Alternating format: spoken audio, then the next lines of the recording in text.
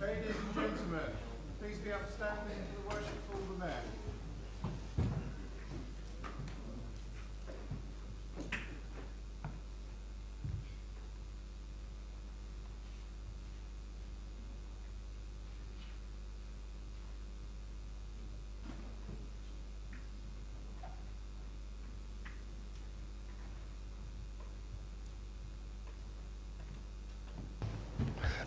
Welcome everyone. Unfortunately my chaplain's double booked tonight, so Councillor Nigel Pearce has agreed to lead us in prayer tonight. So,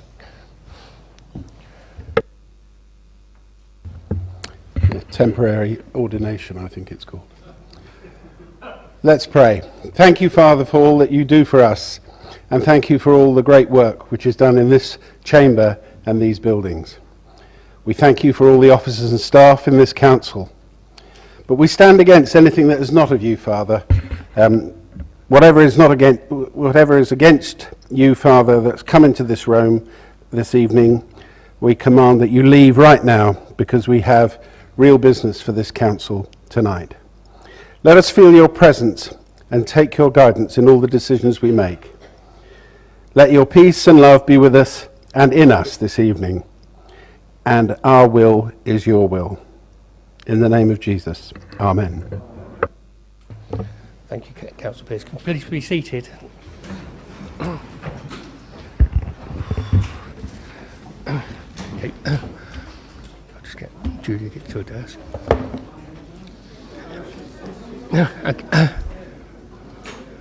Okay, first bit. Just let everybody come back in this minute, so. Gary's. Colin.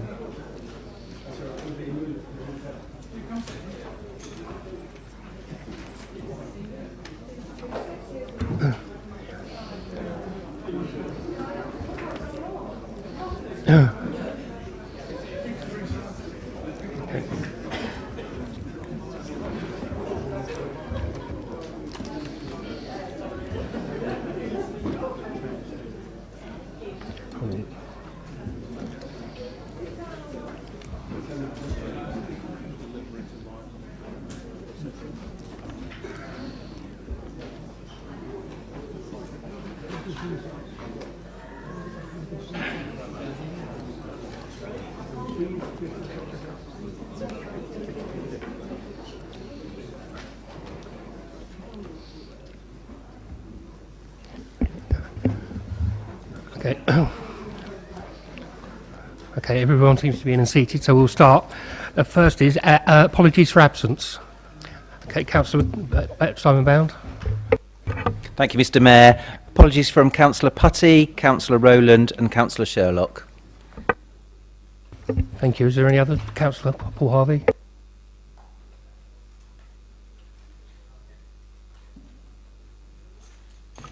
We have the technology. Apologies from Councillor George Hood. Okay, that's apologies. Okay, next is declaration of interest. Any of interest? Yes, item 15, the community infrastructure levy.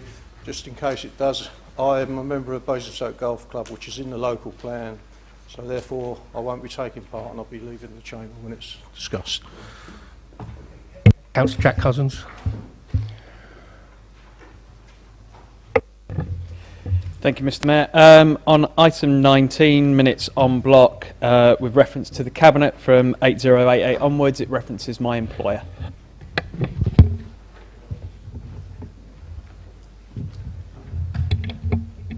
Okay, next. Next is to agree the minutes of the extraordinary and ordinary meetings held on the 30th of March. Are they agreed? Agreed. Thank you. Number 4, announcements. I haven't got any announcements because I made any I had last week, but I know Mel has got several.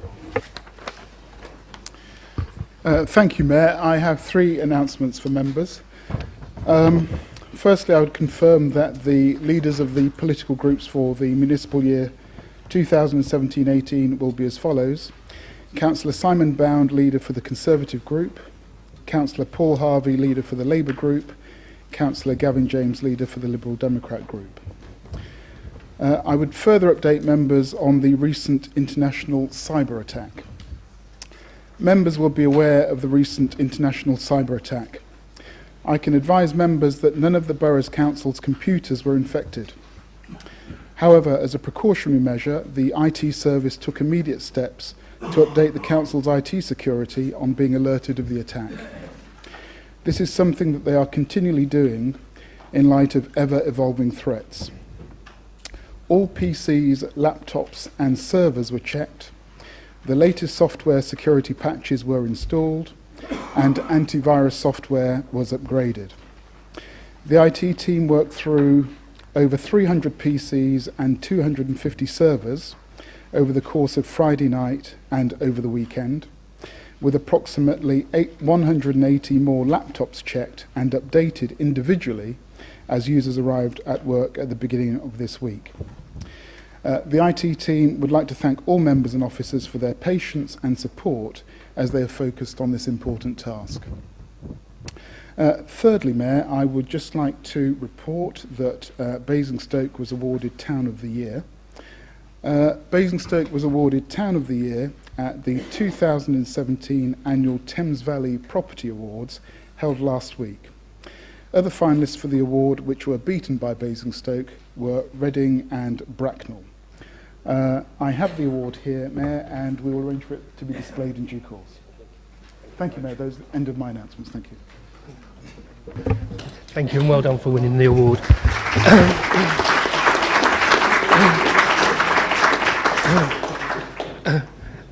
Councillor Rita Burgess, you've got a point of order. Thank you, Mr. Mayor. I think we would like our grateful thanks recorded to the IT department for their hard work sorting out this malware thing. Thank you. I'll write a letter to him tomorrow, expressing your wishes. Next is questions from the members of the public. There are no questions. Next, petitions. I've been notified of one petition. So, Councillor Keating, if you'd like to present it.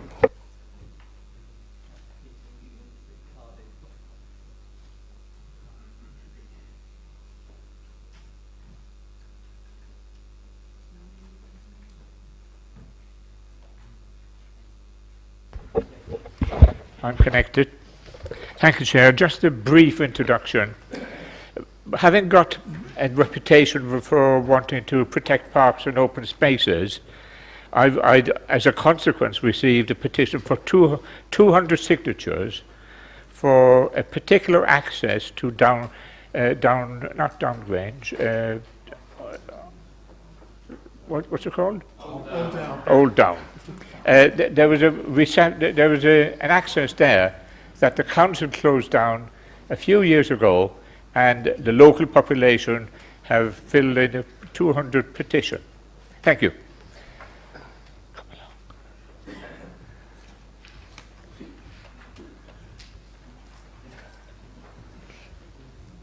Thank you.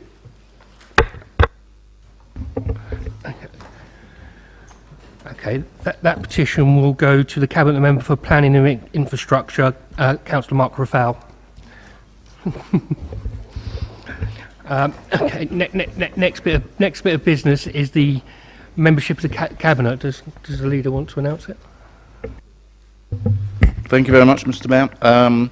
The Cabinet for 2017-18 is, as per the update, Councillor Terry Reid continues as Deputy Leader, and the other portfolios remain largely unchanged, but there is one new member of the Cabinet, and I'd like to welcome Councillor Hannah Golding to the team, and she will be taking responsibility for digital innovation and inclusion.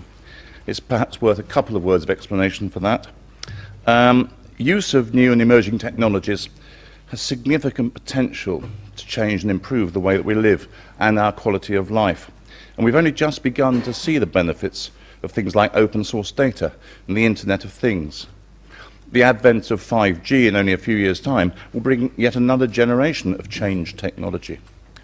It's vital that the Borough is at the forefront of evaluating and adopting new technologies, both for the purposes of economic growth and for improving social integration. Significant opportunities already exist to use technology to meet the challenges of inclusion, particularly within an ageing population. Now, these technologies will inevitably eventually become part of everyday life, as mobile phones and laptops have already become part of the way we live now.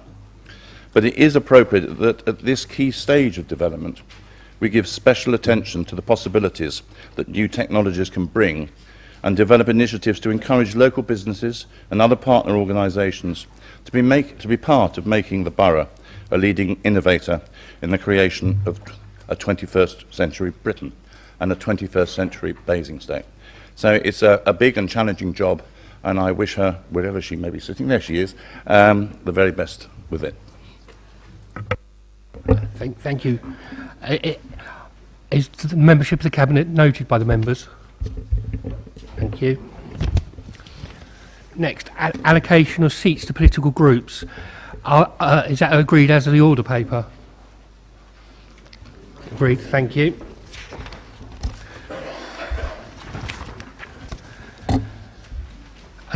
Appointment of committees. Is it agreed as of the order paper? Mike Westbrook, sorry. Yeah, I've got a question, Mr Mayor. Mr Mayor, could I, through you, ask officers to review the number of borough councillors entitled to sit on the Standards Committee, please? If I can quickly explain why I'm asking this. Currently, the only voting members of the committee are borough councillors. We had a meeting a few months ago of the Standards Committee where only 2 borough members attended. I think Councillor Parker had sent his apologies, so that just left Councillor Putty and myself. On the agenda that evening, there was an item that required a vote, and you guessed it, I voted one way and Councillor Putty voted the other. As members may know, the chair of the Standards Committee is a non-voting member, and so we had a farcical situation whereby during the meeting the chair had to vacate his position and Councillor Putty moved into the chair and was then able to make his casting vote. It seemed ridiculous that only 2 members in that meeting were allowed to vote, and so I wondered if we could look at perhaps to increase slightly the number of voting members to ensure this situation doesn't happen again. If officers could say that away and come back with their thoughts, please. Thank you, Mr Mayor.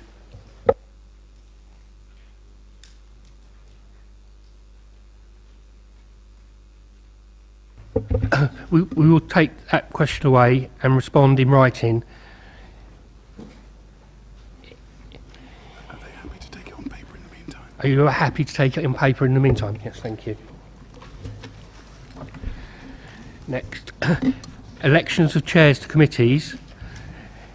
Is that all agreed as written on the order paper? Agreed.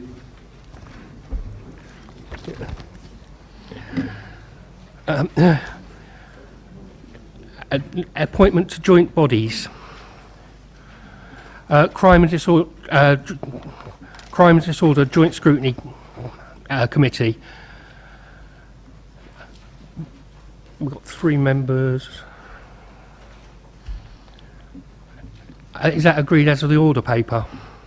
Agreed, thank you. Joint Money Down Committee. Is that agreed as the order paper? Agreed.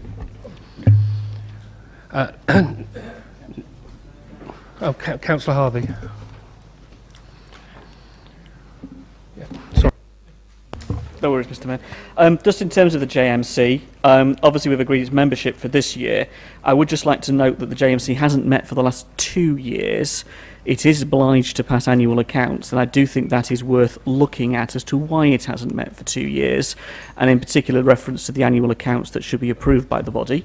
Could, again, we have that taken away and looked at, and this is yet another example of why we should re-establish the Constitutional Working Party to undertake to look at these particular items, because they are worthy of a little bit of examination. If we could have that taken away again, I'd appreciate it, Mr Mayor. That'd be taken away and looked at. Okay, next, appointments to outside bodies. The nominations to the outside bodies are set out on the order paper. I will take the vote on those where there are more nominations and seats highlighted in yellow, and then take the rest on block. The first one is AWE Local Liaison Committee. There are 2 seats and nominations from Councillor Roger Gardner, Councillor Richards and Councillor Bound. So I'll take it in turn with each council and get a number of votes by show of hand.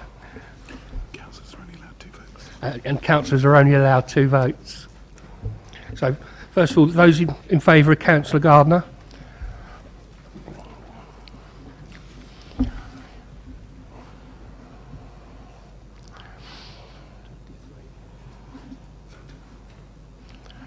Okay, thank you. Those in favour of Cllr Richards?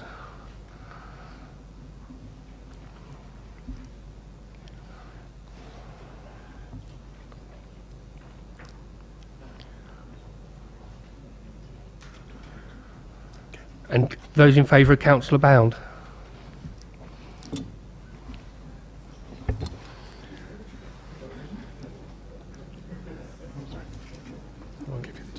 Yeah. No. Count the deputy.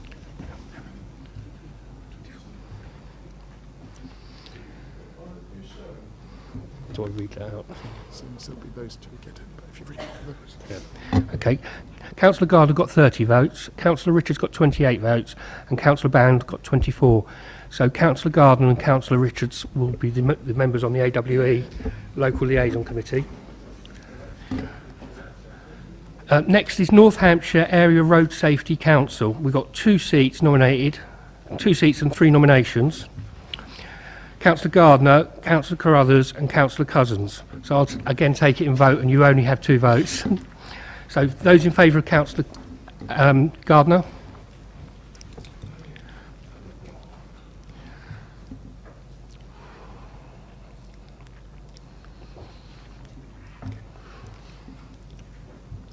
Okay, that's great, got that. Councillor Carruthers in favour?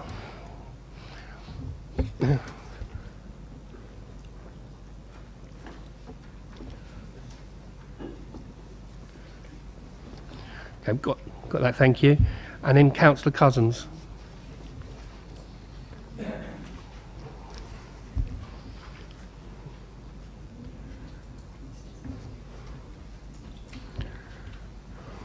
Okay. Thank you, we've got that. Okay, Councillor Gardner got 31, Councillor Carruthers got 31, and Councillor Cousins got 26. So Councillor Gardner and Councillor Carruthers will be the members of the North Hampshire Area Road Safety Council. Next is Vivid, formerly Sentinel Housing Limited. We have 1 main representative, and nominations are for Councillor Golding and Rob Golding and Councillor Laura James. So you have 1 vote. I will start with those in favour of Councillor Rob Golding.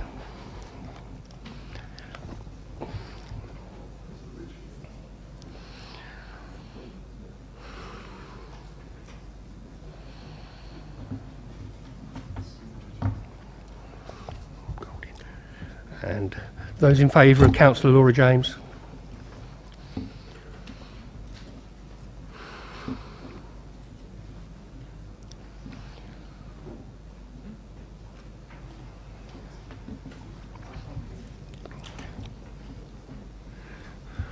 Okay, Councillor Golding, Rob Golding got 29 and Councillor Laura James got 24. So Councillor Rob Golding will be the member on Vivid. Does Laura James want to be nominated for the vice?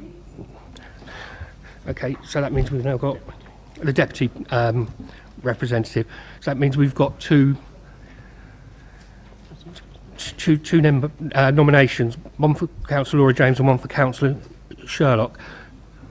So all those in favour of Councillor Laura James?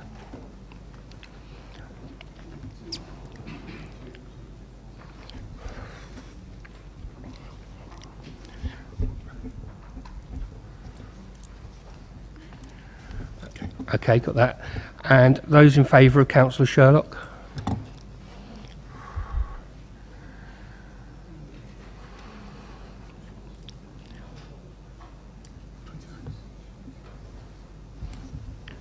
Okay.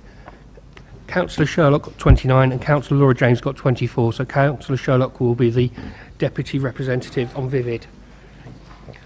Is everybody else happy to take the rest of the nominations on block? Agreed. Okay. There's 1 vacancy remaining for the Basingstoke Youth Action Trust Limited, highlighted in blue on the order paper. Are there any nominations? Okay, maybe people might want to go away and think about it.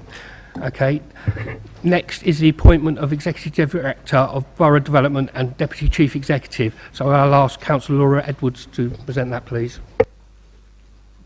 Thank you, Mayor. So this report concerns the appointment of a new Deputy Chief Executive and an Executive Director of Borough Development for the Council. The HR Committee has been dealing with the appointment, and I also chaired the committee.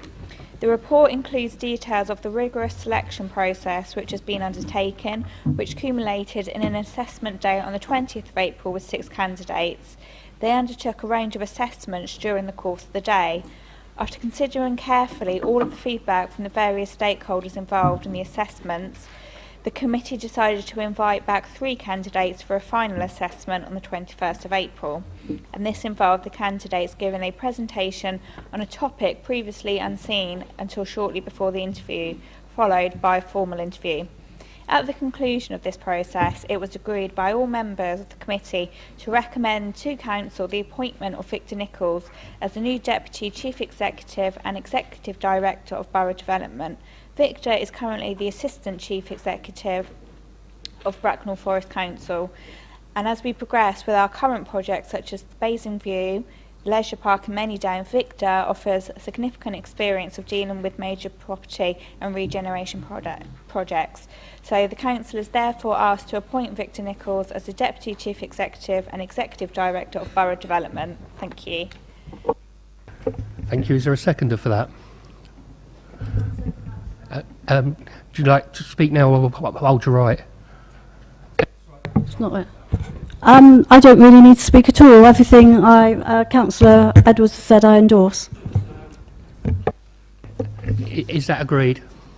Agreed.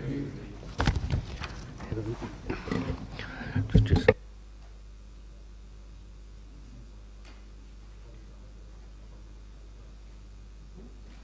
Okay. Next, the adoption of Sherburn St John Neighbourhood Plan. I would like to invite Councillor Cllr Ruffell to propose the recommendation. Mr Mayor, it's my pleasure to recommend to Council that we make the Sherburn St John Neighbourhood Plan with immediate effect, and that we formally congratulate the local community and neighbourhood planning group on their work to develop the plan. As is often the case with these neighbourhood plans, a significant amount of work is undertaken by the local community in bringing the plan to fruition.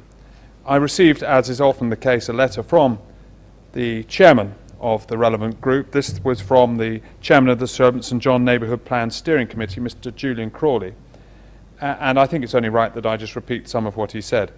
As you will appreciate, the allocation of development land was the sole area of contention in the neighbourhood plan process. There are no brownfield sites that qualify within Sherburn St John. Our choice of the A340 Cranes Road is based on the fact it has the minimum impact on Sherburn St John residents, and the Basingstoke and Deane Borough Council policy EM2 that states that development within the strategic gap will only be permitted if it's developed and proposed through the neighbourhood plan. The wildlife map has already identified an astonishing diversity of fauna and flora in and around Sherburn St John. And then just pay careful attention to this part, because I haven't had a chance to ask him what he meant. The map will require more development, and the greenfield areas will require continuing protection from Basingstoke and Deane Borough Council. It's slightly ambiguous, that part. But I dare say we understand why, with the bulldozers coming over the hills towards Sherburn St John, or alternatively he will ask for our assistance because we developed together as a council the policy of a strategic gap, which is also important for the residents of Sherburn St John. He said in particular, and I want to underline this for your benefit, Mr Mayor, we would like to thank Basingstoke and Deane Borough Council for its help, both financial and technical, over the last 4 years. In particular, the assistance provided by Mr Matthew Melville. And I know that I've thanked him at Cabinet. I will thank him in person when I see him, and I urge all of us to thank him again for his support with this particular neighbourhood plan. So, Mr Mayor, I recommend this to Council. Okay, can I have a seconder for that? Councillor Robinson, do you want to speak now? Well done. I'll go now if that's okay. Neighbourhood plans are the blueprint for development in our parishes. Without them, we leave ourselves open to speculative development. Sherburn St John began this process in 2013, and I'd like to thank Julian for pulling the plan together with the neighbourhood plan team. It's taken a lot of hard work to get the plan to this place, and not all of it was easy. And there's been a lot of contention on the way, so I'd like to thank him for his hard work there. Rightly or wrongly, much of the local plan debate has revolved around the identified site for development. As Cllr Ruffell said, at the time of asking, no brownfield site in the village was available, so the Cranes Road site was proposed for 18 homes. There is provision within our local plan to allow development within the strategic gap if it is proposed by a neighbourhood plan. I was clear during the debate that I would respect the will of the people and make sure that we get what the people want in the village. The neighbourhood plan passed at referendum with 58% of residents in favour. It's now incumbent on this council as a planning authority to take on the neighbourhood plan. We must amend the strategic gap to take into account the development proposed within the neighbourhood plan, but most importantly retain the integrity of the strategic gap to stop the coalescence of Sherburn St John and Basingstoke. I hope that the neighbourhood plan will be our first line of defence against speculative development in the future. With the neighbourhood plan in place, we can look at the Cranes Road site in its entirety and make sure that we plan for the village sustainably in the future. I hope that members will support the plan tonight. Thank you. Is that all agreed? Right. Thank you. Next, the Community Infrastructure Levy Publication Statement of Modification. I propose to deal with this report in public part of the meeting unless any member indicates they wish to discuss any item from the confidential appendix. No, okay. I'd like to call on Councillor Mark Ruffell to... Mr Mayor, I'd like to formally propose the recommendations that relate to this item. And I know there's going to be, well, I anticipate there may be an amendment, but if I can just formally propose matters now, and we'll deal with the amendment in due course if it comes. It's in all our interests, Mr Mayor, and I can understand, certainly from the tenor of the amendment, that that's probably agreed across the council to get this approved. We approved originally this in July of last year. It has now been consulted upon and modifications have been made. It's important for, Mr Mayor, for members to realise that we could have tried to deal with these amendments under delegated powers, but I've learnt, and I didn't necessarily learn the hard way, but I've learnt as Cabinet member that transparency is often best. Rather than trundling past with a piece of canvas over a big bulky item and say there's nothing to be concerned about underneath, it's much better to show everyone what's there, and then people won't be concerned, as perhaps is going to be obvious tonight, because you've had a good look at it, and we did our best to bring it to EPH within time.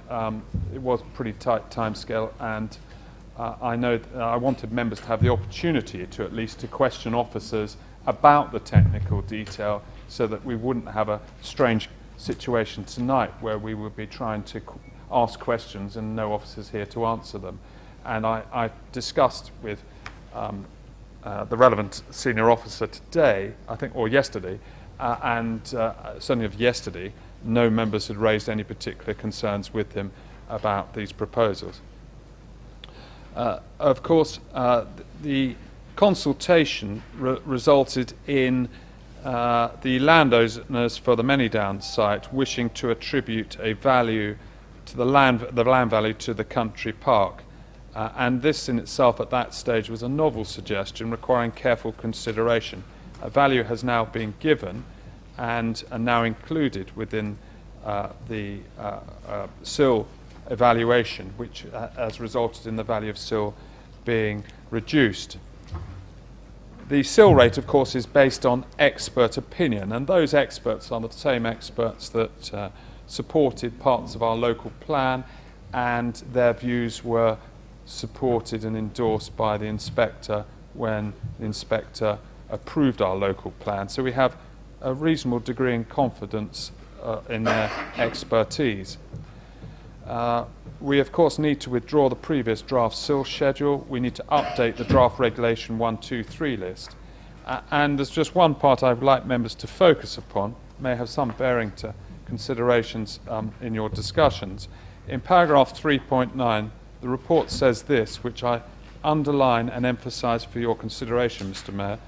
It should be noted that none of these additional costs, this is dealing with the costs that resulted in the SIL rate being reduced, should be noted that none of these additional costs, either individually or cumulatively, renders the many-down development unviable, and in all cases, it is assumed that the site delivers policy-compliant 40% affordable housing and full mitigation. That remains our commitment. I know it remains the commitment of the Council as a whole, but it's in there for clarity, just in case anyone should have any concerns about that, not that they should. So I recommend to Council that they endorse these recommendations so that we can send SIL to the inspector. Okay. Can I have a seconder, please? Okay, Councillor Robertson. Okay, I've got an indication from Councillor Paul Harvey. Oh, sorry, I forgot to ask if you wanted to speak now or you want to reserve. Right, Councillor Paul Harvey. Thank you, Mr. Mayor. Appreciate the Cabinet Member's introduction and the commentary it has given, and that very much helps in terms of the reason for moving the amendment that I'm seeking to do this evening. It is the word assumed, it is the word could, would, it's the, in a sense, the uncertainty of the language that leads us to make the following addition to the recommendations that are on the papers. And I would like to add a little bullet point 4, and the words are "and" from the previous paragraph to create the link. And the new bullet point 4 would read as follows: that prior to the submission to the examiner, that officers and portfolio holders confirm, comma, as the LPA and this council as landowner, comma, that a many-down SIL rate of £50 will not jeopardise the viability of local plan policy compliant affordable housing on many-down. There is concern, Mr. Mayor, there are issues to do with the viability debate that has been taking place, and we need to be confident, absolutely confident, that the proposal that we vote upon, the proposal that we accept, if we do, is accurate considering the evidence of both landowner and the LPA. We note the comments of our legal advice that suggests that what they have seen can only lead them to a certain judgment. They have not seen the full evidence of viability, therefore the judgment and therefore their advice, and it is purely advice, it is not in any way binding in any stretch of the imagination, it is but legal advice that we should take on board. We take it on board, but they have not fulfilled or seen the whole picture. They admit that themselves, particularly on viability. Therein, this has been a major point of concern.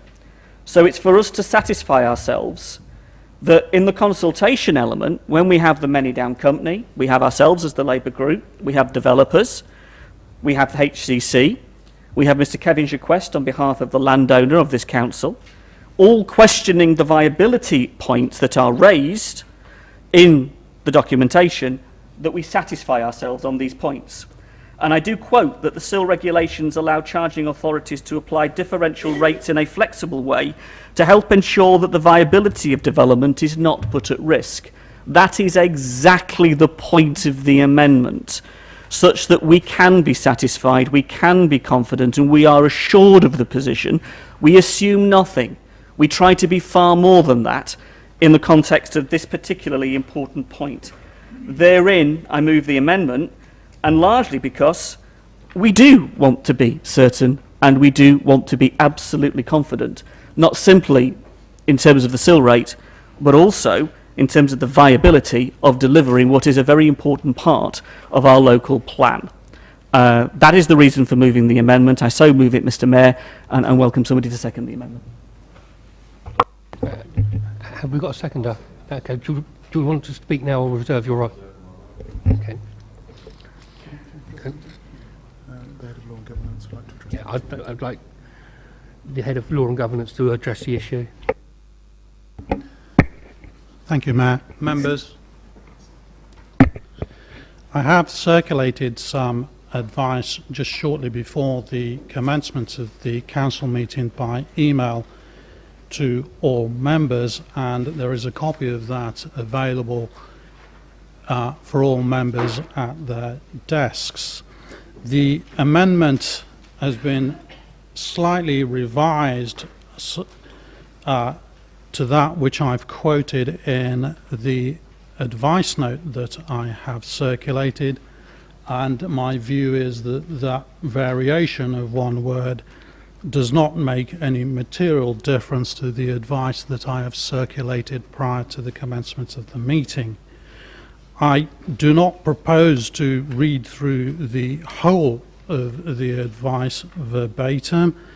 However, it's suffice to say that a large part, and the substantive part of the advice that I have offered, is in part a cut and paste of the advice that was provided to the Council by Mr. Michael Bedford QC in January of this year.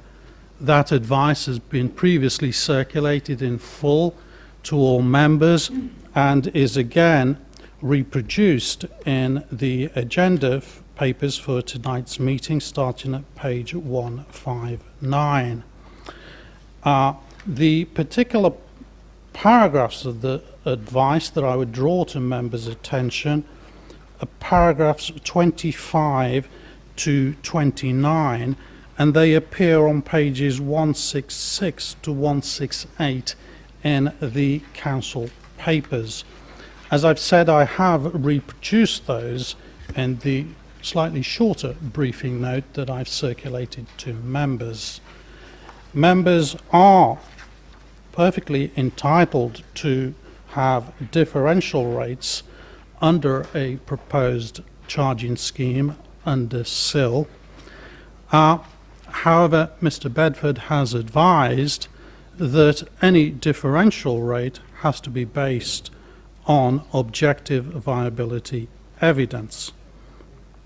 If, however, any differential rate can be considered to be constituting state aid, i.e. any assistance by the state, which includes local authorities, which would distort or threaten to distort competition and affect trade by favouring certain parties, such a differential rate, if it was not justified by objective viability evidence, would likely to be regarded as impermissible state aid, and that's because it would favour some owners and developers of land who will then get a lower Cllr charge.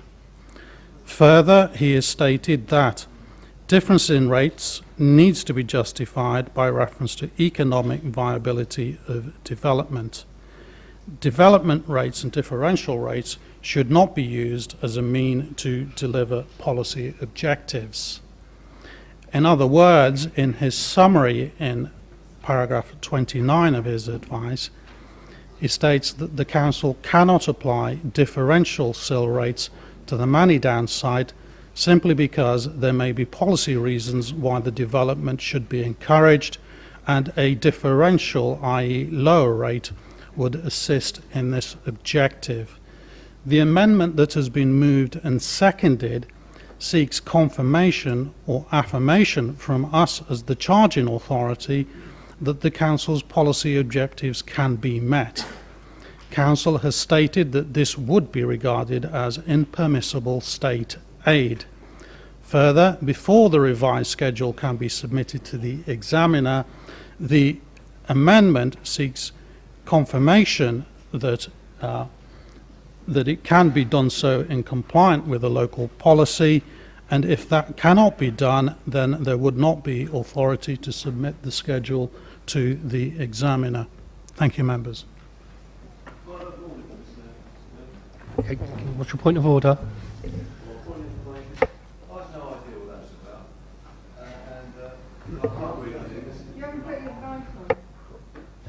Is it on? I have no idea, and I could not follow that because I, yet again, provided an email in the smallest print possible I cannot possibly read. That is my complaint.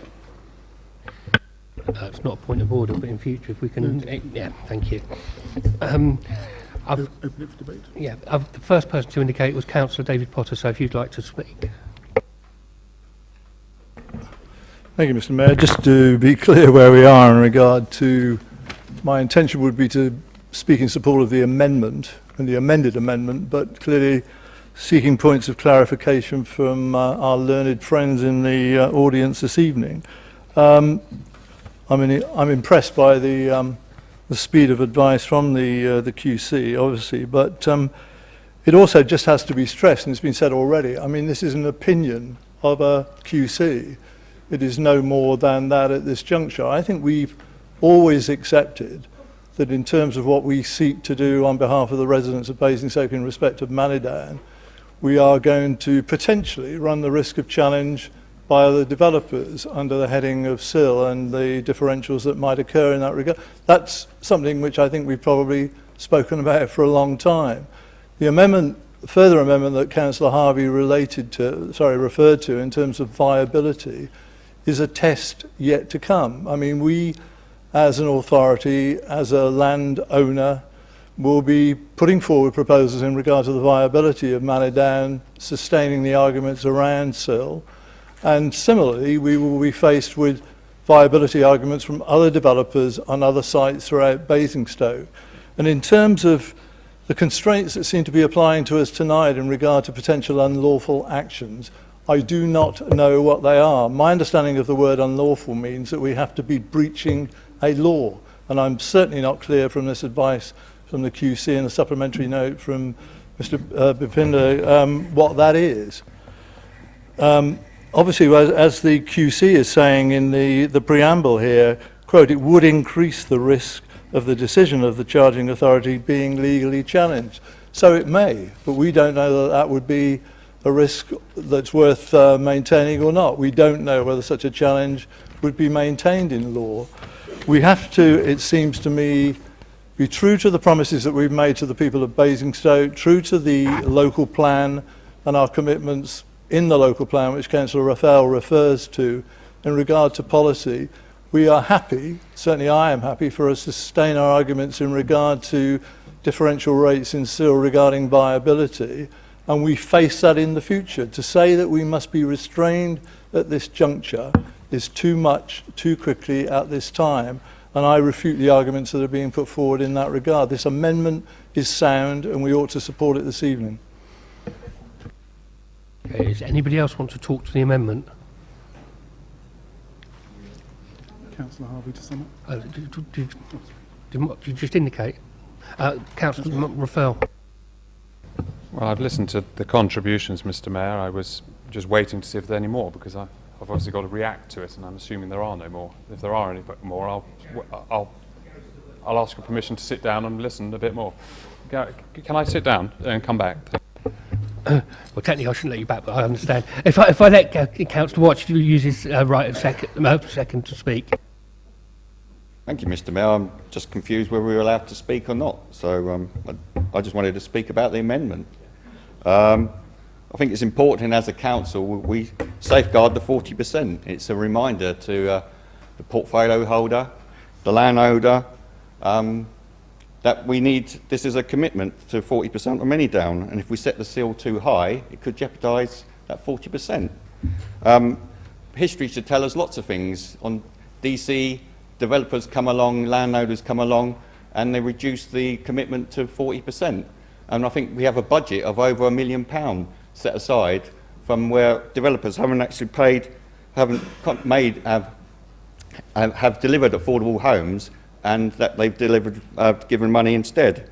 I think the scheme across the road, they're the old people's homes. They didn't have any affordable homes there, and they delivered cash sums. So I think it's really important, and in my views, most of the infrastructure on Manidan should be funded by 106 money, and I think it'd be better served, the community there, if it was addressed through 106 money. Basically, I don't think Manidan should become embroiled in a bidding process for ever budgets through Cllr. It's far too important for that, Mr. Mayor. I think the country park should be funded from 106 money as well. And since the Three Dragons report, building costs have increased. We've had 2 months of house price decreases. We've had uncertainty over Brexit and all that's to come. So there's a lot of uncertainty. So I think we've got every right in this council to challenge that high figure of CIL. The CIL figure in Manydown for strategic sites is a lot higher than it is by neighbouring boroughs for strategic heights. And this CIL high could frustrate this council's commitment to deliver that 40%, and everybody agrees that is an important goal. If we set that CIL too high, it could jeopardise that. And also in the report it talks about we're not having CIL on flatted developments. The Three Dragons report did no research on that on other authorities. I think the flatted developments add a burden to the infrastructure, and they should pay basically CIL money. I mean, Mr. Mayor, the Manydown is a jewel in the crown. We shouldn't let it become a cash cow for other projects, which should be funded by other budgets. So I think it's really important that this council takes deep care not to set this CIL too high. Thank you.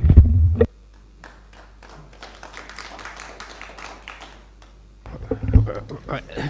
For members' information in future, if the seconder has reserved their right, when it comes to the point that the mover will do the speech, I will check if they want to use that second, if they want to speak then.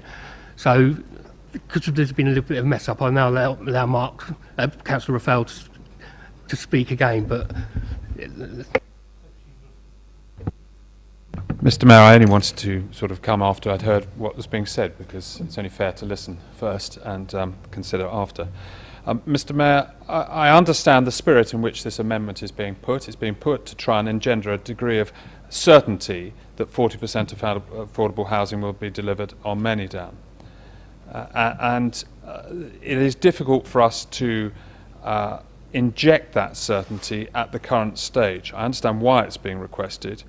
I have to, though, bow to the legal advice that we have received.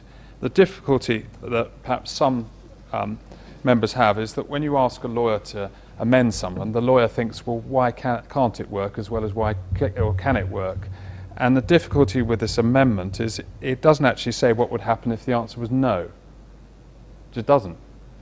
And of course it should, because I don't know what the mover and seconder think should happen, but we're all assuming they think that everything should stop in its tracks, and we scratch our head and work out how to achieve the stated aim of 40% if it's not being delivered.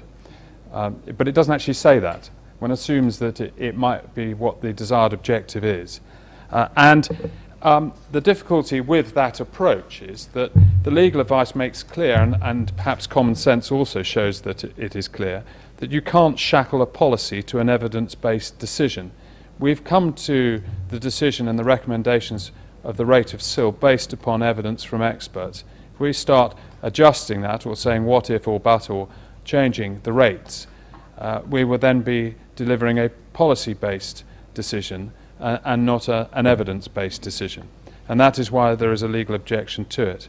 The second objection to it is that we couldn't give a particular landowner, and obviously there are two to consider in this case, a privileged position in vetoing the CIL assessment when that position wasn't the same for all landowners, for all assessments across the borough. And we would be open to legal challenge because of that, if we did that. The amendment seeks reassurance. I am confident, based upon the information that I have, that's why I bring it to council, that 40% can be achieved. And as I say, paragraph 3.9 says, should be noted, none of these additional costs, either individually or cumulatively, renders the Manydown development unviable, and in all cases it is assumed that the site delivers policy-compliant 40% affordable housing and full mitigation. That runs like a core through all the thought processes that deal with viability on this site. So if members require reassurance, be reassured by paragraph 3.9. But I urge members, for the legal reasons that have been given to us, and which I endorse, to oppose this amendment. Councillor Paul Harvey, will you please sum up? Thank you, Mr. Mayor. I've listened carefully to what's been said, both by our legal officer, the Cabinet member this evening, and I think there is some misunderstanding going on here. Let's be absolutely clear about what the amendment actually asks. It doesn't seek to pass a judgment. It doesn't seek to provide the answer, because that would be presupposition. That would be a totally inappropriate way to go about presenting an amendment.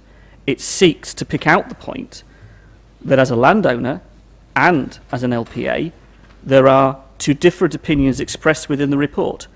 Now, I respect that Mr. Gill has made his comments and referred to the pink papers. I'm conscious that we are in public session and commentary has been given on what the QC has said in public session. And I need your advice as to whether I should refer to it or not, Mr. Mayor, because we're still in public session and reference has been specifically made and the QC has been quoted in public. So what do I do? It's been said in public. It's been said in public. So you can't. That's that. So carry on. No, what's been said by the borough legal officer? Only what's been said. What's in the letter, please?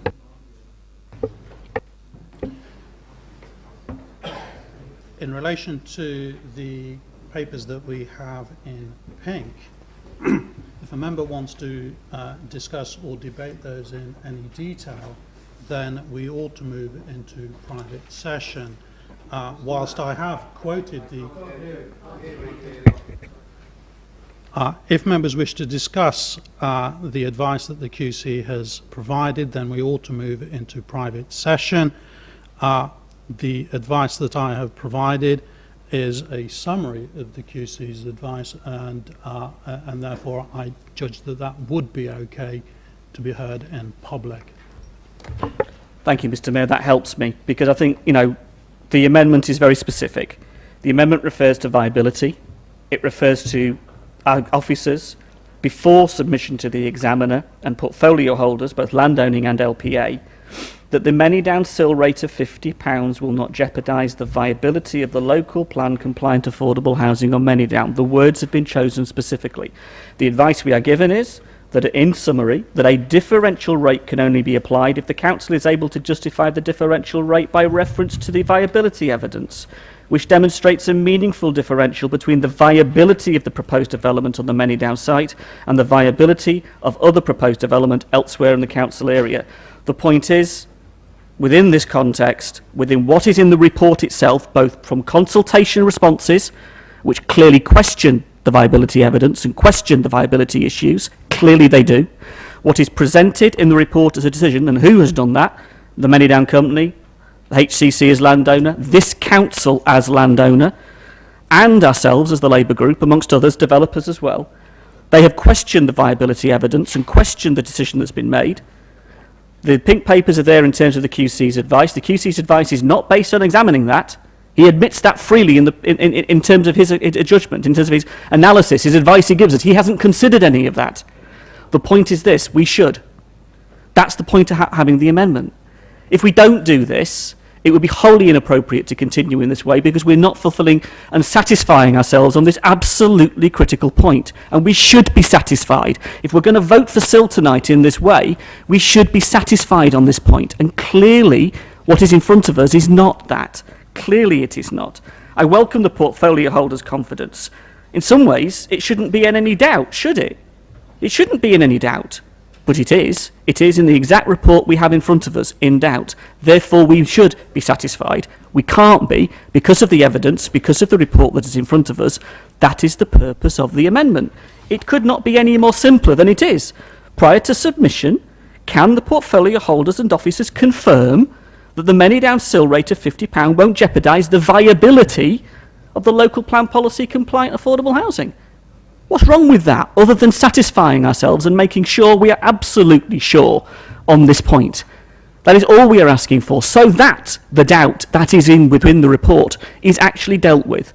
To go forward with that doubt existing raises questions that should not be here at this stage of the process. It shouldn't be here at this stage of the process, because once this is set, it will be very difficult. It will be absolutely difficult to unpick. Absolutely difficult to unpick. So I think it is relevant right here, right now, and that is the point of the amendment, Mr. Mayor. And it is meant to protect this council, but also protect the interests of everything that we serve in terms of making sure this is a good and sound decision.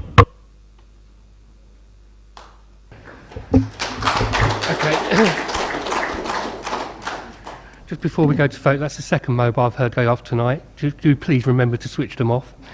Okay, we'll go to the vote now. All those in favour of the amendment? Recorded vote. May I call for a recorded vote, please? Tony.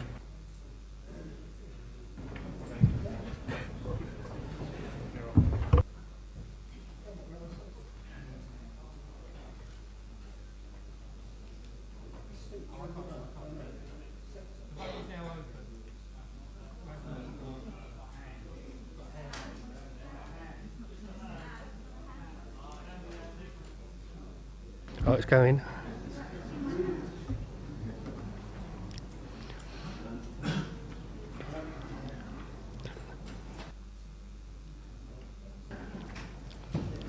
The mics are not set up. Okay. Probably because my mic's not overriding properly either.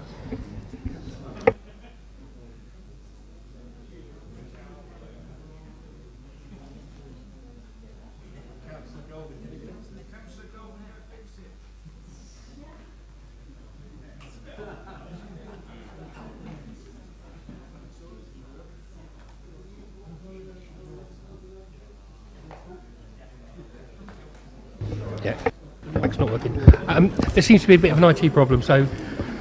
Members, we're going to do it the old-fashioned way. I'm going to call names, and when I call your name, if you please say whether you are for or against the amendment.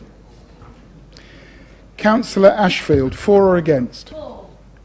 Councillor Bean? Against. Councillor M. Bound? For. Councillor S. Bound? Against. Councillor Boyer? Against. Councillor Burgess? Against. Councillor Carruthers? Against. Councillor Court? Against. Councillor Cousins? For. Thank you. Councillor Cubitt? Against. Councillor Day? For. Councillor Eachus? Against. Cllr Edwards? Against. Councillor Faulkner? Against. Councillor Mrs. J. Frankham? For. Councillor Paul Frankham? Abstain. Councillor Freeman? For. Councillor Frost? Not here. Absent. Councillor Gardner? Against.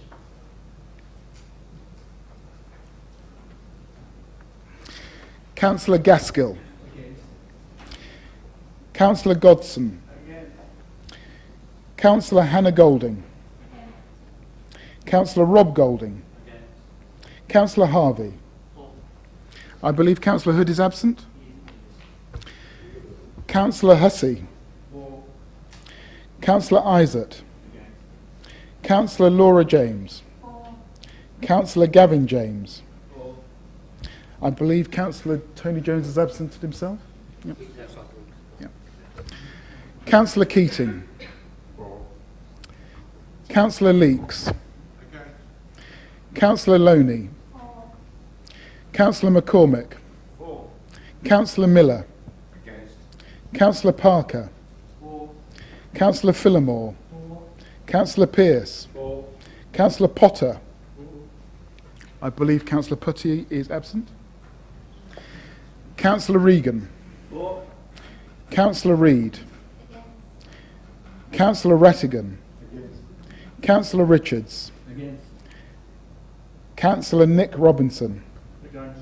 Councillor Tristan Robinson? Against. Councillor Rowland? Oh, sorry, absent. Cllr Ruffell? Against. Cllr Sanders? Against. I believe Councillor Sherlock is absent. Councillor Still? Against. Councillor Tate? Against. Councillor Mark Taylor.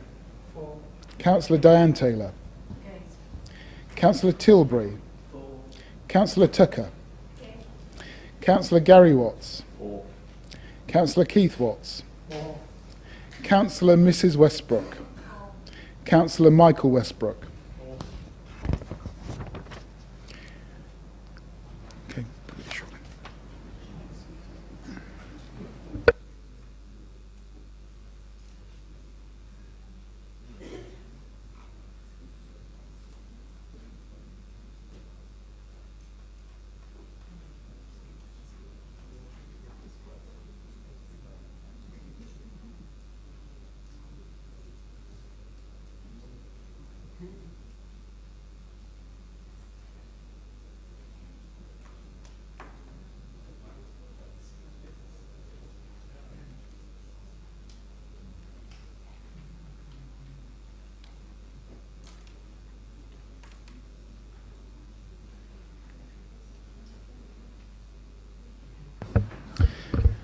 Members, the result of the named vote, which will go into the minutes of the meeting, are those in for the amendment 24, those against the amendment 29, abstentions 1. The amendment is lost. We return to the substantive item on the agenda.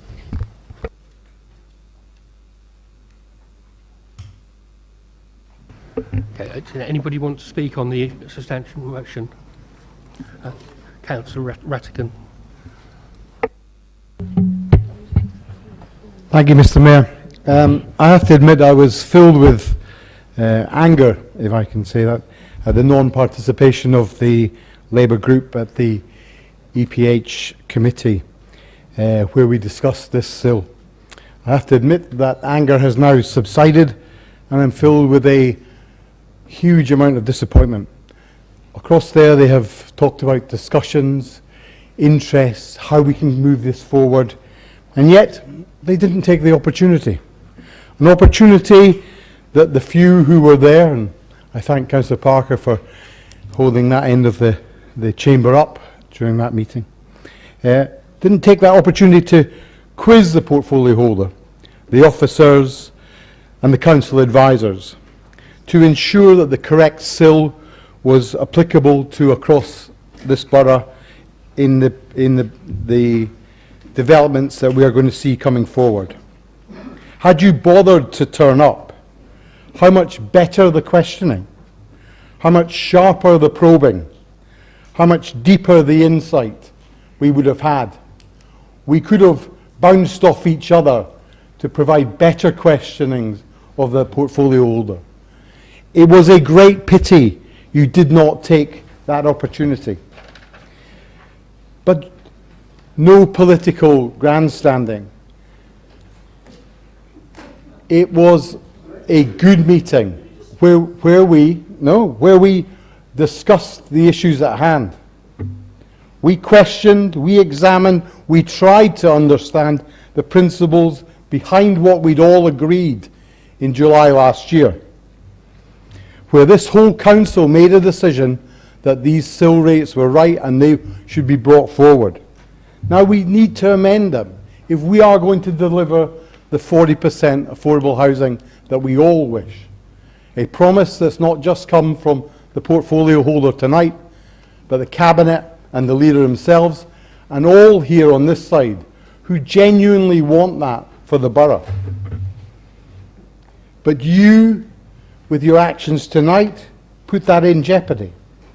Because developers will see a split. They will see some way of finding a division amongst us so as they can reduce the amount of affordable housing, so as they can change the levy, so as they can weasel out of their commitment to this borough. It's only by standing together as a whole council, putting forward what we believe is the right SIL to the inspectorate, will we get what we want. But I say this genuinely, it is really important that we are seen to be a united council, and important that we make this decision tonight, because if we delay it, We are only costing our residents money, and that cannot be good for anybody who lives in Basingstoke and Dean.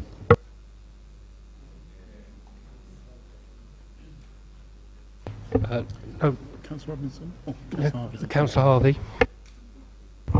You know what, Mr. Mayor, I was sat here thinking, do I respond to that or not? Do I say anything or not? Is it worthy of a response? And it really isn't, really, is it? It's quite pathetic.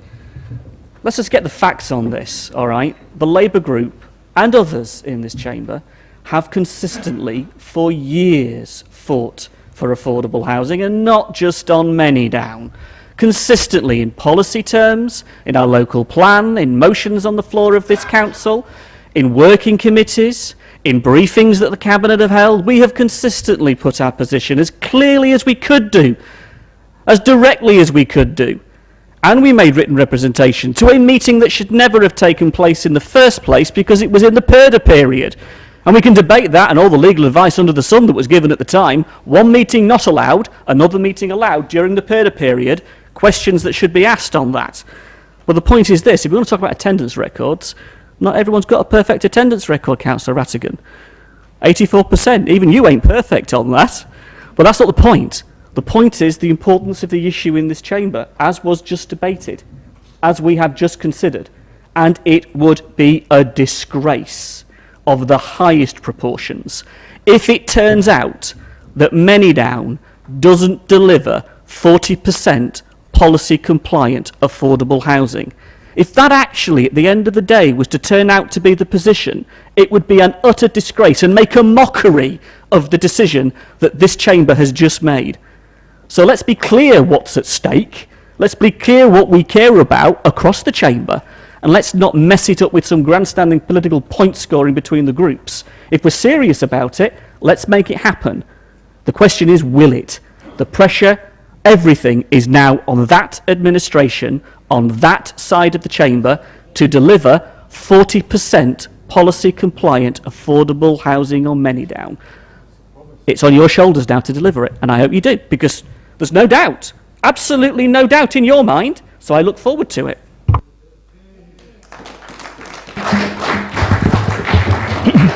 Mr. Mayor, as a... Okay. As you've been named, how have you been misquoted? I just want to respond as I was named, Mr. Mayor. No. I absolutely have. I just... The 84%... The 84% that Councillor Harvey gave us... Can members be quiet? I just want to know how you've been misquoted, because that's how that point of order works. Mr. Mayor, I'm contesting the 84%. I'm contesting the 84% principle. I just want to remind councillors that most of us don't turn up for meetings, but we put 100% in when we're here. Councillor Hannah Golding. Councillor Hannah Golding, please. Thank you, Mr. Mayor. As we move forward, it is very important that we have Cllr in place so that we can address important gaps in our infrastructure. The R123 list shows just how many areas need investment, particularly around road networks, which is something that affects all of our residents. Because we do need to remember that this is not just about Manydown, but about being able to secure necessary funding around every development in Basingstoke and Dean. This council is committed to delivering affordable housing, to making sure that this is viable for developers while also keeping build standards high. It is worth remembering that affordable rented properties are actually exempt from Cllr charges, which does have a significant and positive impact on viability, given that we are aiming for 40% affordable housing. Cllr rates will always be a difficult balance to strike, and those of us who attended EPH last month certainly had a lot of questions about it. However, I have since been reassured by the figures set out in this report that the changes to Cllr on Manydown are proportionate in relation to the changes such as the country park being provided by Section 106 alongside agricultural land value and changes to highways. There is a significant buffer for the Manydown site, as there is on all sill zones across the borough. I believe that increasing this buffer further would call into question our impartiality as landowners and as the local planning authority, as has already been discussed. Most importantly, the timing of sill is key.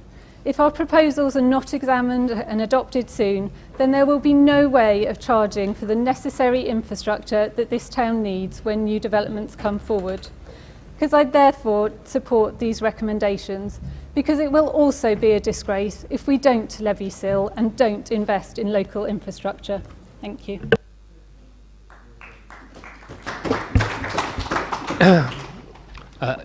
Next on my list is Councillor Ian Tilbury, please. Thank you, Mr. Mayor. Yes, I think the whole sill debate is becoming largely academic. If you look at the list, Zone 1, Homes and Fields, I think that's already got planning permission and they won't have paid any sill. We've already seen in Overton one of our neighbourhood plan sites come forward. We got no Section 106 money for it, despite the fact it's the furthest point from the railway station, and we don't get any sill money either, because it doesn't matter whether we have a neighbourhood plan and get 25% or 15%. Because 25% and 15% of nothing is still nothing. So we got absolutely nothing. And we've already been advised that the other sites will be coming forward probably this year. So I'd be interested to know at what point, even if we have a charging structure in November, will that apply to sites that have already been applied for planning permission or already have it? Or does it not go in until they already have it? Because at this rate, they're all rushing to get these sites through, because that way they won't have to pay a penny. And it looks to me that the only people who are ever going to pay the sill charging structure is going to be this council on Manydown, possibly the golf course and maybe some of the other ones, because virtually all the other large sites, Kiln Farm, Razors Farm, any farm around Basingstoke, they've all got planning permission or they're being built on. This has dragged on so long now, and it wasn't a few years ago. The original one was saying we wouldn't get any sill on Manydown, because if we did, we wouldn't get affordable housing, because the housing market was in such a poor state. Well, the housing market is rapidly heading back in the same direction now. So the builders are all going to be complaining they're not going to make any money anyway. So this is actually becoming largely academic. So we want to get this sorted out soon, but the way we're going, we're not going to get anything anyway. And unfortunately, I think Councillor Golden's made the point, we do need to get on with this, but we need to have something that works, because we're going to be, the argument that we'll be at the mercy of the other developers, we're the only developer, really. We're the one with the largest amount of houses to come forward. So if we can't get something that works, then that's a pretty sorry state of affairs. And I can't help noticing that one of the biggest objections has come from this borough council itself. So we're actually delaying the sill charging structure ourselves, which is actually having a real impact on some of our residents, particularly my residents, who aren't going to get anything for one major large development, and probably the other three will come forward before the end of the year and we won't get anything for them anyway. It's absolutely disgraceful. Thank you, Mr. Mayor.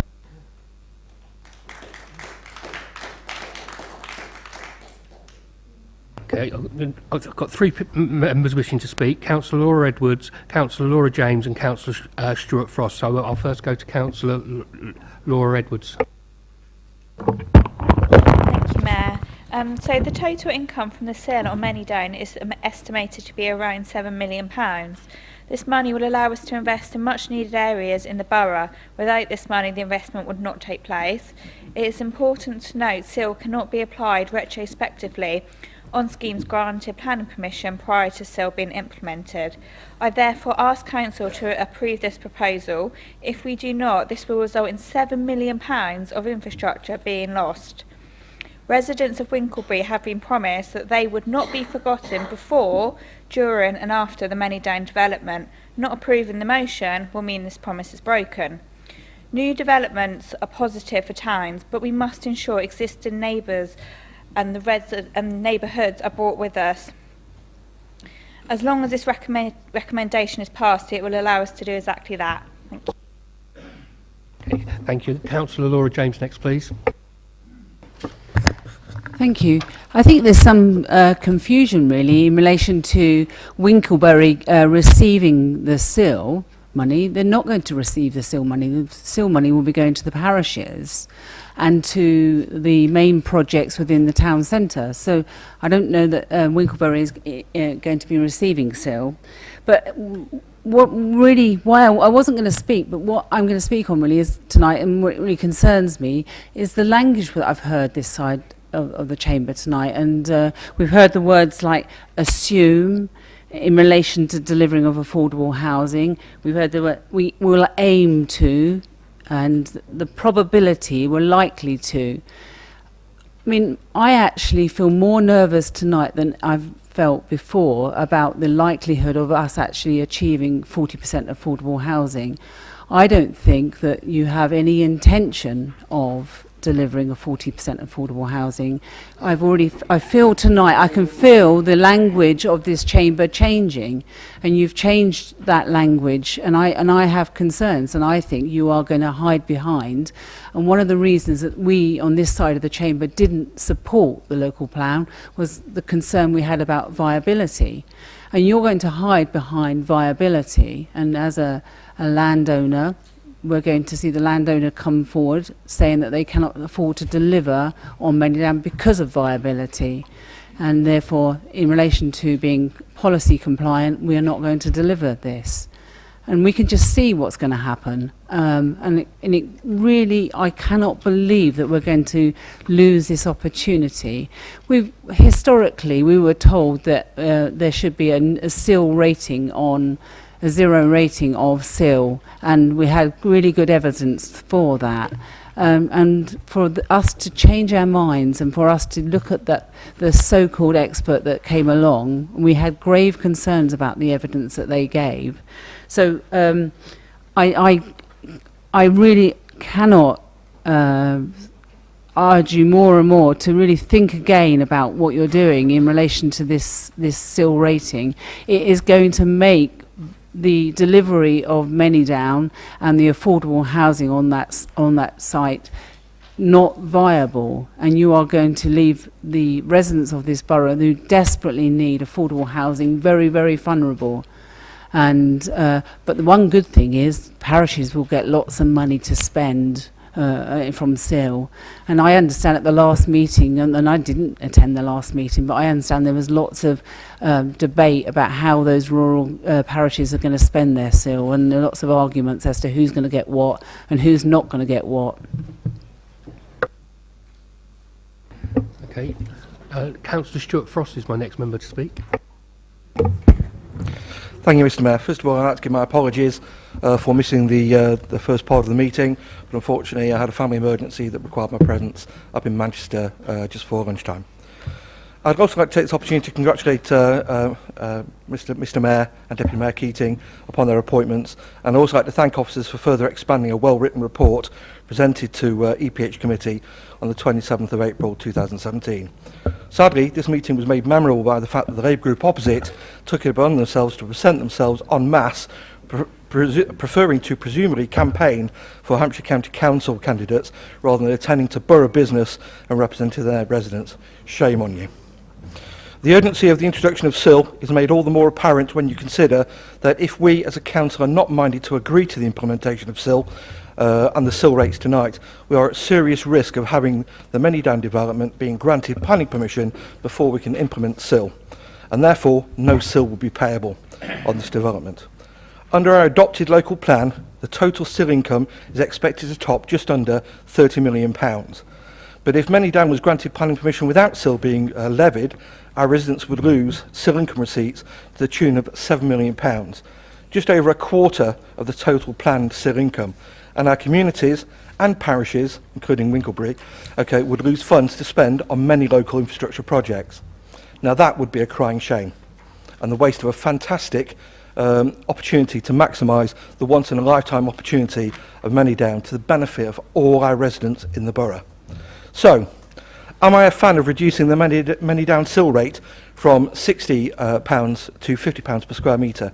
No, especially as my ward will be expected to pay a SIL rate of £200 per square metre. The initial disparity just does not seem right. Nor am I a fan of increasing the already extremely generous unknown cost buffer from 43% to 46%. I think this seems excessive, and I'm definitely not a fan of the Local Highways Authority, who increased their costs from £6.3 million to £9.3 million, or to the fact that the country park land has gone from zero value to £2 million value. But after serious, lengthy discussions with officers and also the portfolio holder, I'm happy that our expert advisors, Three Dragons, who have a track record of success with the inspectors, have got the viability figures for Manydown right, and therefore I must trust the evidence that they have presented that the Cllr rate zoning is right. Therefore, I will be supporting this paper, as I don't want any of our residents to risk losing £7 million of crucial infrastructure funding that our borough deserves. Thank you, Mr. Mayor. Councillor Freeman has just indicated. Sorry. Just a point of clarification, really. I'm looking at the Appendix 4, page 156. It doesn't actually make any mention of Winklebury receiving any CIL money on here at all. So I'm curious to know as how other people are referring to Winklebury getting CIL money when it quite clearly states on here that we're not. Councillor Roberts, you reserved your right to speak.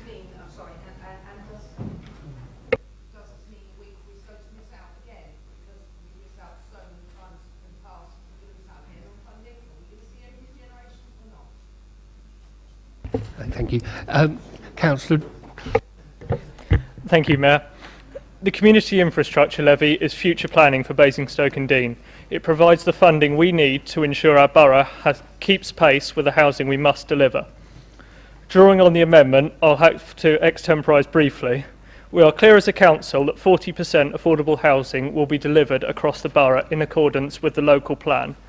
Levying CIL on Manydown will not change this, as CIL is not levied on the affordable element of delivery, and we've had some quite clear reassurance tonight from the portfolio holder. For us in the part of the borough where Manydown resides, it's vitally important that we get CIL in place to deliver much needed infrastructure. I understand that Manydown being such a large development, that there are lots of improvements that will be delivered as part of it. Thus, it will not be able to afford the same levy as other sites in the borough. I still live in hope that the John Leake Western Bypass will be funded too.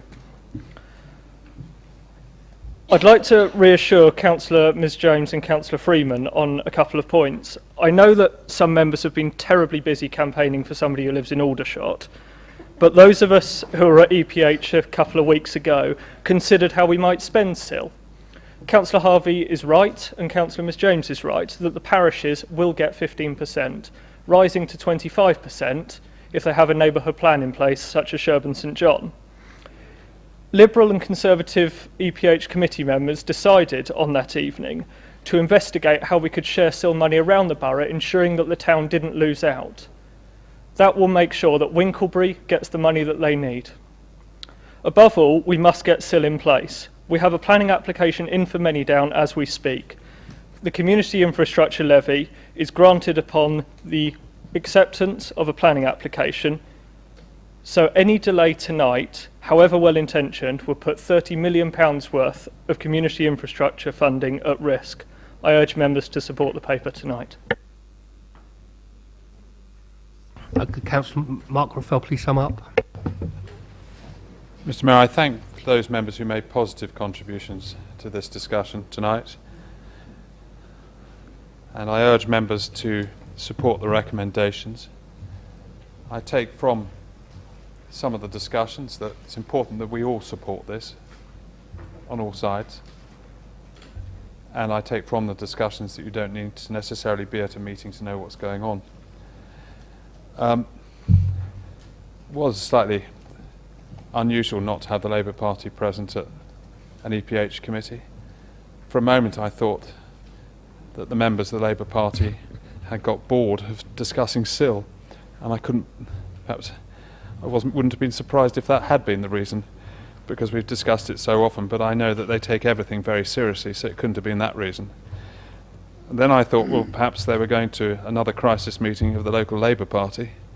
Then I realised they probably got bored to going to one of those. And at the end of the day, they weren't there. But I knew at the end of the day they'd be up to speed, and they clearly are up to speed tonight. And I thank them for the contributions that they've made.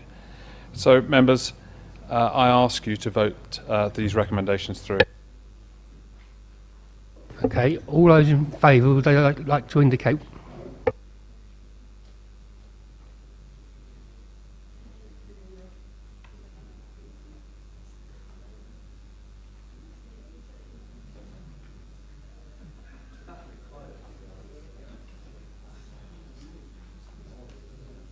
Those against, please indicate.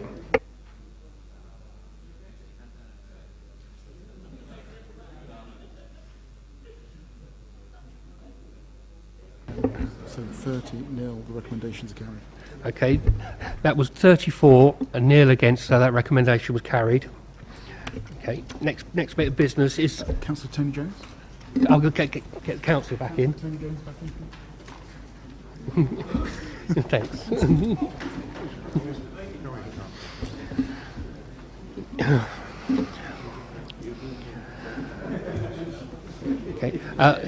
Next bit of business is the independent remuneration panel. Would Councillor Cllr Sanders please come to introduce it? Thank you, Mr. Mayor. The review of members' allowances was necessary because the old scheme had come to the end of its lifespan, and the ability to refresh it with an index-linked review was no longer able to apply either. So that effectively, without a review, no scheme could be put in place and no allowances paid as of the 31st of March of this year. We considered three options. One was to have no scheme at all, but the recommendation was that individual financial status should not be a barrier to the entry into the democratic process, and failure to adopt a scheme would, potentially, prevent those who can ill afford time off work or other out-of-pocket expenses from participating even. Keeping the current scheme and re-adopting the outgoing scheme would represent a cut in real terms, because there would no be opportunity to account for the effects of inflation, which over time would disproportionately affect those members who cannot financially afford to absorb that kind of an impact. And so a new scheme, following a report from an impartial independent remuneration panel, was required that could be index linked for a period of 4 years, and that was what the Council decided at the meeting of the 23rd of February this year. The result of that request for an independent remuneration panel review was a report that concluded that, and I quote, "In the light of potentially significant changes to the number of members, the electoral cycle and the discharge of functions by councillors, it would not be proportionate nor support efficacy to undertake a full review of allowances at this juncture. The panel felt that Basingstoke's allowances generally compared favourably to the comparator authorities. They therefore recommended the following: that the allowances in the current scheme are retained and carried forward into the new scheme, that the amount payable for each allowance is revised in line with the pay award for officers in 2017, but rounded to the nearest multiple of 12, that the scheme be revised each year in line with the pay award to officers on NJC terms and conditions, and that the scheme be reviewed after the implementation and suitable period for bedding in of the recommendations of the Boundary Commission. This evening, therefore, Council is asked to consider the report, to adopt the scheme of allowances as set out in it, effective from the 1st of April 2017, to adopt the pay award agreed for officers on NJC terms and conditions as the index for the scheme for a maximum of 4 years, to thank members of the remuneration panel for their work, and finally to delegate authority to the interim head of law and governance to undertake the necessary publicity requirements in relation to the IRP report and scheme adopted, in addition to updating the Constitution. Thank you, Mr. Mayor. Have I got a seconder? Oh, we've got several hands. Just whoever seconded it, do they want to speak now or hold their right once we work out who seconded it? Okay, thank you. Is there anybody else would like to speak? No. Is that agreed as amended to the revised appendix on this paperwork? Agreed. Thank you. Okay. Next bit of business. Members' Officer Protocol. Would like to invite Cllr Sanders to introduce it. Hello again, Mr. Mayor. The Members' Officer Protocol brings up to date a document which seeks to set out the relationship between members and officers. Members and officers have different but complementary roles which must work effectively together to deliver the best outcomes from our residents, and we've not always got it right in the past, which was evidenced by the Local Government Association peer review team a few years ago. The council world can be a strange one to somebody arriving in it from outside, and even I can remember what it was like coming into it afresh nearly 12 years ago.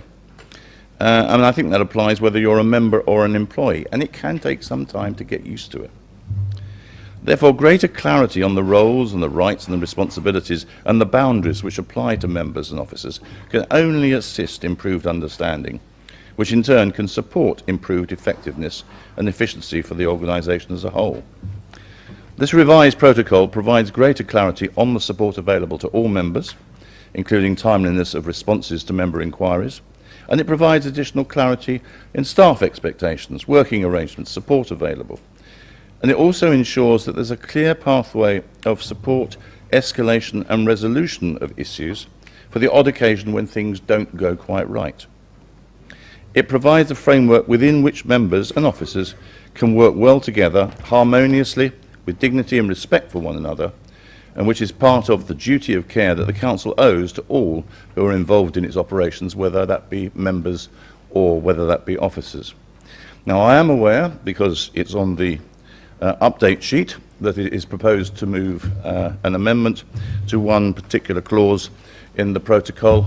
May I say at this junction, Mr. Mayor, that would be my intention to accept that in its entirety, without wishing to deprive the members of their opportunity to stand up and speak, but you may wish to choose to take the amendment and the substantive proposal in one. Okay, first of all, have I got a seconder for the motion, for the recommendation?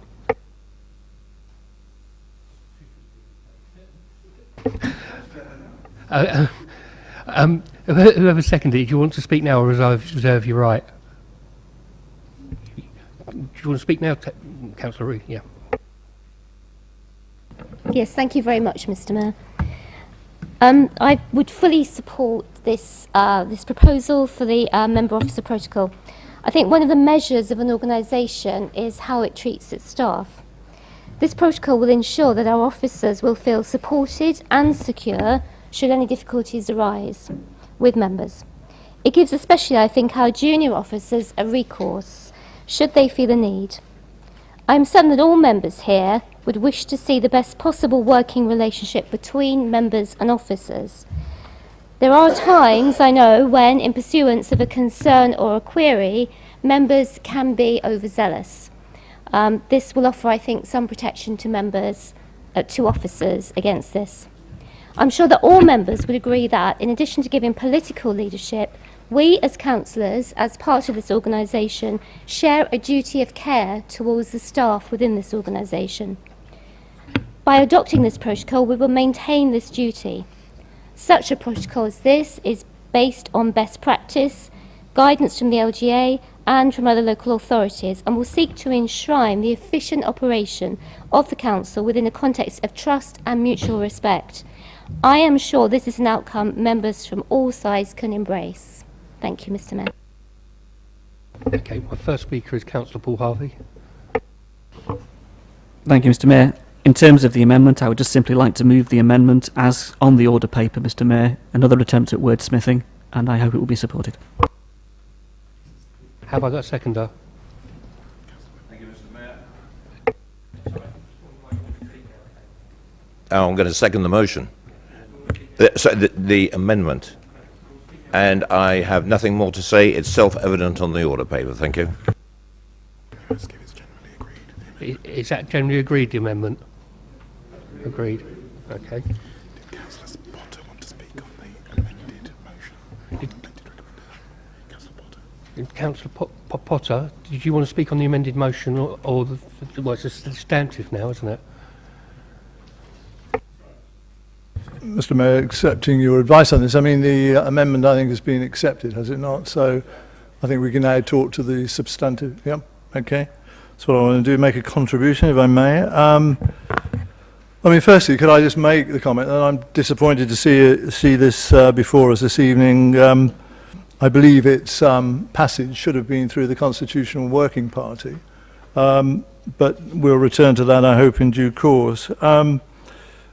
In the leaders forward to the report, he says, and I quote, "It is important to recognise that close working relationships between members and officers are at the heart of operating a healthy democracy."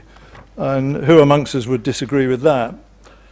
I would also add that this goes with delivering the best services to our communities as a council. I think our constituents would expect automatically for there to be close working relationships between members and officers. What they would be surprised to hear is that we need an 8-page protocol to underscore this. When the Chief Executive spoke to the Labour group, I recall him talking about his duty of care to his staff, our staff. Well, we all have that duty of care. Reference has been made, and it's in the report, obviously, to the peer review of 2013-14.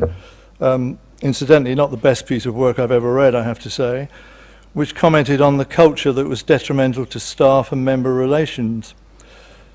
What I regret, I think, is the impression recently seems to be that staff may experience bullying by elected members, and this protocol is needed to protect them and improve relations.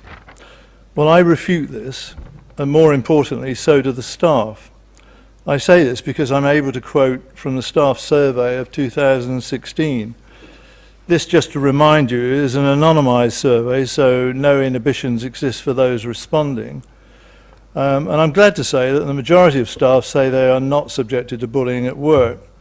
However, the significant minority who say they do experience bullying say that of the 4 groups that were identified as bullies, potential bullies, that councillors are the lowest of those groups that are listed, amounting to 2.7% of the total.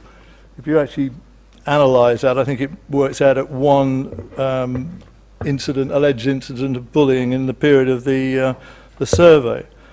The staff surveyed say that the worst culprits are managers. Well, no surprise there, perhaps. So I do not accept this urgent emphasis on producing a revised protocol. And again, I say it should have been subjected to consideration by the Constitution Working Party, and I hope it will be reviewed very quickly in due course. I do say to members opposite, who I presume are lined up to nod through this protocol, just be careful. This is not just an innocuous document designed to keep difficult opposition councillors like me in their place. It does have implications for you also, and it may be used to restrict your effectiveness as a local councillor, and to that extent at least we have a common interest in it.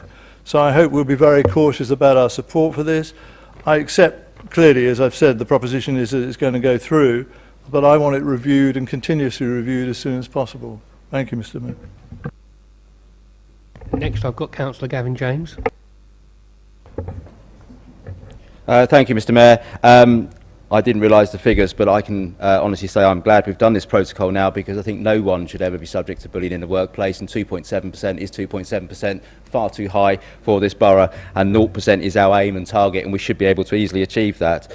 My only concern about the protocol really is that we are very good as councillors of wordsmithing these things, and I saw the original, and myself and Councillor Harvey were quite concerned about lots of the bits in there, and I'm grateful that over time lots of negotiations happen, lots of compromise. We've reached something that is a working document and a workable document.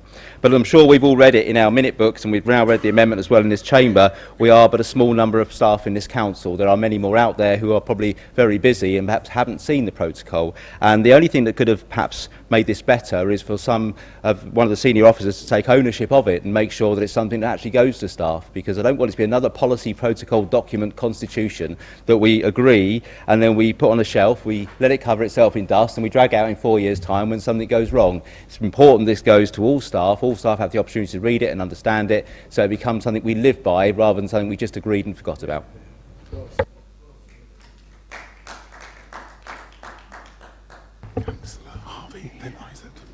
Councillor Paul Harvey next on my list. Thank you, Mr. Mayor. It is interesting in reading the report that joins the protocol, the reference to the protocol being one of the most important elements of the Constitution, and of course it is, and it was part of the Constitutional Working Party's review of the Constitution not less than a couple of years ago, when a new protocol was then established and reviewed and put in place. And if it is that important, then it shouldn't be just, consult the group leaders and then come forward with it. We do need to use those constitutional processes, and this is not the only example. If we're going to see constitutional changes brought forward, then the Constitutional Working Party that is meant to represent all members in the conversation that takes place should be the body that receives these points, debates them, discusses them, and brings them forward if that is the case. The group leaders' meetings are not binding, they're not decision-making, and nor should they be. They're not part of this chamber. The Constitutional Working Party is. And I think that's a very important point that we should take forward from this meeting, that we do want any of those constitutional issues to be raised in the appropriate way. And I feel, and my group feels very strongly, that it should be through the Constitutional Working Party. Now, in speaking to the point, here it refers to the peer review that took place previously. And I think it in some ways misinterprets or misquotes the peer review in many respects. And I actually think that the relationship between staff in this council and members is very strong and very good. It is robust, and it has been for many, many years can-do. And I think that's important that we hang on to that can-do approach. And in a sense, these sorts of things, as important as they are written down on paper, and that is the issue, this is just a tool. This is no more than words on paper. And this evening we've again attempted to wordsmith it, and we've wordsmithed it, and we've wordsmithed it. The point is the implications of this, the culture that it seeks to ingrain and create. And I think an awful lot of time and effort has been put into this, over and above lots of other things that this chamber and this council should be debating. I get that. It's important for the staff, it's important for us, but there's lots of other things this council should be debating as well. And the importance of here is the mythology that's involved in perhaps some of the underpinning of needing this in this way. And I think that needs to be challenged. But it's challenged in a good way, in a positive way that says, actually, we do have good and positive relationships. And what we need is absolutely clarity that this doesn't constrain, that this doesn't impede, that this protocol isn't about putting councillors in a box, if you like. This is about a conversation that takes place that enables us to be supported in the role of being a councillor, not trained, not performance managed, not instructed in how to operate in that technical way, but a relationship, a mature relationship that's required to achieve very good relations that result in this place being not only an amazing place to work, but an amazing place to be a councillor in as well and do the job that we all care about. So it doesn't need to be the Jobsworth approach, it needs to be the mature approach. It doesn't need to be a technical thing written on paper, it needs to be far more than that. And there are concerns that have been raised. To be absolutely honest, there are concerns that have been raised about some of the language that's been in this. Some of it's going off to the scrutiny committee to be reviewed in terms of access to information, and that's an important piece of work that needs to be done. Those words matter, and their meaning matters in this, and there is still interpretation involved in here around the press, around issues of training and performance, around management, around all of the areas here that are covered, a lot of which we've tried to wordsmith. And this is not perfect by any stretch of the imagination. So I do think it needs to be reviewed and looked at and done in the appropriate way. So I don't want to in any way, shape or form take away from the concerns that have been raised about the document, but at the same time acknowledge the one thing we all want, which was the whole point of having the protocol in the first place, which is good, positive officer-member relationships. Who doesn't want that? Of course we do. How we go about achieving that is absolutely critical, and it is far more than this piece of paper. That is quite right in terms of what other colleagues have mentioned in this chamber. It is far more than that. So let us have a mature relationship and a positive relationship, and let us not see this in any way constrain or limit members or officers for that matter, but actually have a far better relationship going forward than even the positive one we claim we have right now. It's important. But there are concerns, and it would be wrong not to mention them and wrong not to refer to them. how they're dealt with going forward will be very, very important. Councillor Isaac, please. Next. Good evening, Mr Mayor. I support this revised protocol and the proposals to do further work on issues such as councillors' access to information, legal advice and confidentiality.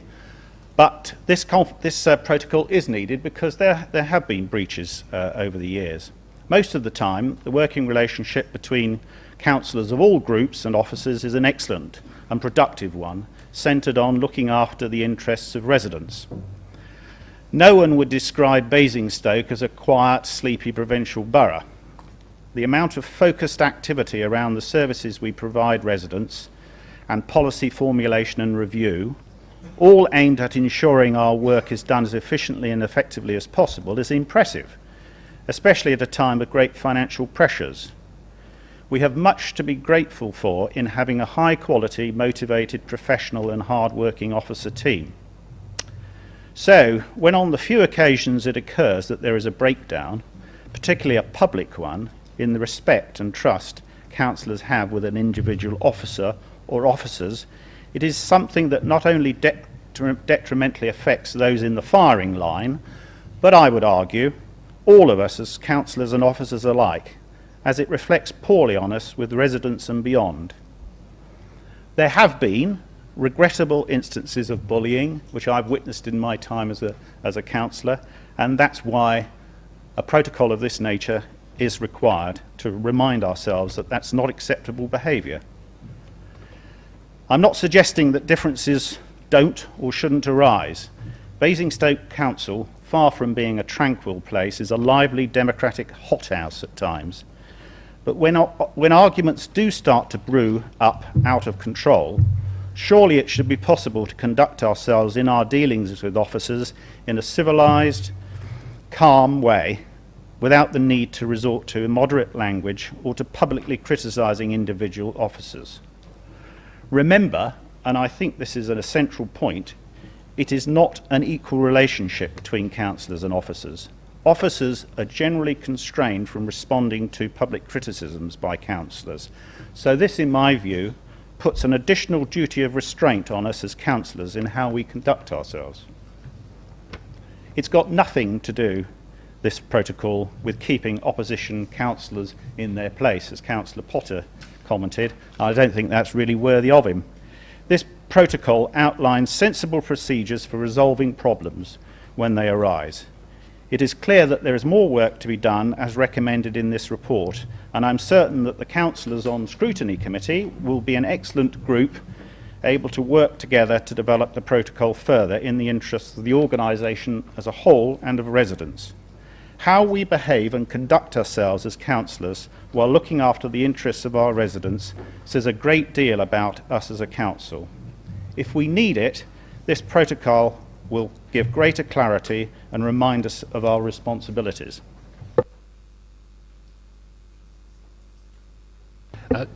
Councillor Cllr Sanders, to please sum up now. Thank you, Mr Mayor, and I thank everybody for their contributions, some of which I was slightly surprised at, and some of which I think were very helpful and very constructive. I think the fundamental point is that this protocol is only one part of a whole tranche of policies and practices that we have within the councils, as any organisation of our size has, that seeks to, if not control is probably not the right word, but to set a framework within which we work and with which we relate to one another. I mean, there's all sorts of personnel policies to start with, quite apart from anything else that have an impact on this. And it is virtually impossible to have one protocol, one policy, one anything that's going to cover all eventualities. You can't do it, because as soon as you think you've done it, somebody will think of something different to do. All you can do is try to establish some basic ground rules, and those ground rules should relate around having proper, constructive, civilised relationships with one another, whether we're councillors from one councillor to another, or whether it's officers from one officer to another, or whether it's officers to members. That's all that this is seeking to do. And I think somebody looking in from outside would be slightly bemused at the focus that seems to have been put on tonight on process, on working parties, on reviewing, etc., etc., and far less focus upon actually just good relationships, just on doing normal human things that we all ought to be doing in our everyday private lives as well. So I thank people members for their, I think, support, grudging though it may have been in some circumstances, but I thank them for that. No doubt we will come back to it, no doubt we will review it, but I do think it will be of help to remind everybody, whether it's an officer or a member, of just the kind of relationships we are seeking to achieve and to maintain in the borough, and for which, for the most part, we already have. And I think that is the point that we need to put very clear in our minds. Our staff do like working here. The vast majority of councillors that I know like being councillors here. What we need to do is to protect that, because that is the way we can best serve the residents who elect us and for whom the employees work. Thank you, Mr. Mayor. Is that recommendation agreed as amended? Okay. Councillor Pearce. As Chair of Scrutiny, I think I would like to say that we would pull this forward in 12 months' time and review its progress. Okay, next bit of business. Next bit of business is notice of motions. None have been received. Next is to receive the minutes en bloc of all the council meetings. Is that all agreed? Agreed. Oh, God. Questions from the members of the council? None have been received, so I believe that's the end of the meeting. You did very good.